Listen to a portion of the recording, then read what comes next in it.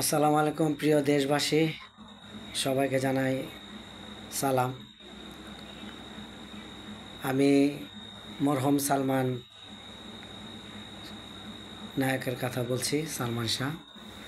আমরা অনেক কাজই করেছি ওর সাথে। খুবই চমৎকার একটা হিরো ছিল। আমাদের হিরো বললে চলবে না, সুপারস্টার নায়ক ছিল আমাদের বাংলার। কাজে কোনো কৃপণতা করে নাই, নিজস্ব শট নিজের শট নিজে দিয়েছে। অনেক শট দিতে যায় ব্যথাও পেয়েছে। ছবি হিট হওয়ার কারণ কিছু কিছু ব্যাপার রয়ে যায়। আমি 5টি ছবি কাজ করেছি। খুবই ভালো লাগছে, কাজ করে আনন্দ লাগছে।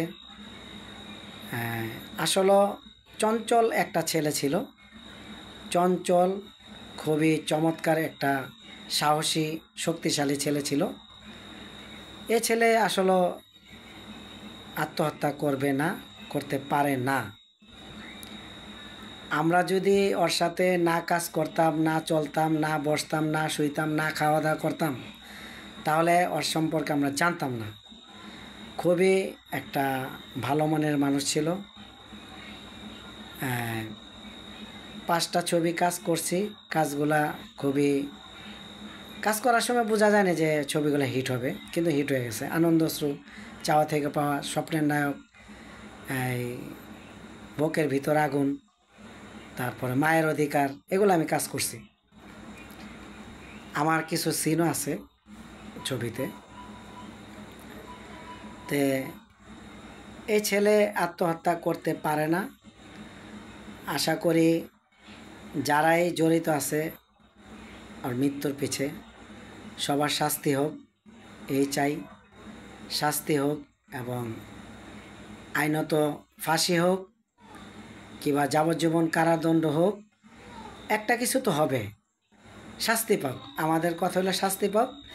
আর নীলা চৌধুরী, আমাদের খালাম্মা, সালমান শাহর মা, উনিও দেখে যাক, বয়স হয়ে গেছে, যে আমার ছেলের বিচার হয়েছে, এটা উনি নিজের চোখে দেখে যাক। আশা করি যেহেতু আইনতভাবে উদ্যোগ নিয়েছে সবাই, দেশবাসী। সালমান শাহ অনেক ভক্ত ছিল, এখনও কোনো হিরোর এত ভক্ত নেই আমি মনে করি।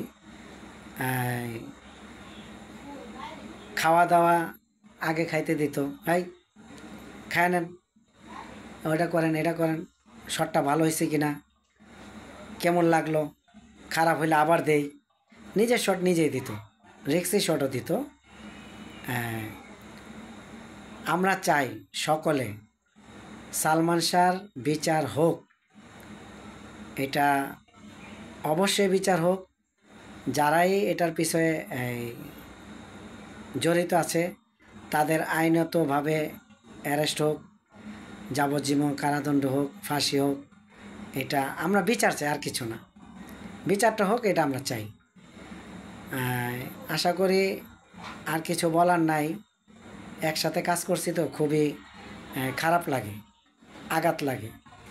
যে সময় শুনছি কাজ করে আইসা টেলিভিশনে বলতেছে প্রয়াত নায়ক, প্রিয় নায়ক সালমান শাহ আর নেই, ওই সময় আমার শরীর নিঃশক্ত হয়ে গেছিলো। তে ওই সময় ওরও বয়স কম ছিল, আমাদেরও বয়স কম ছিল, আমরা সার্গিত ছিলাম।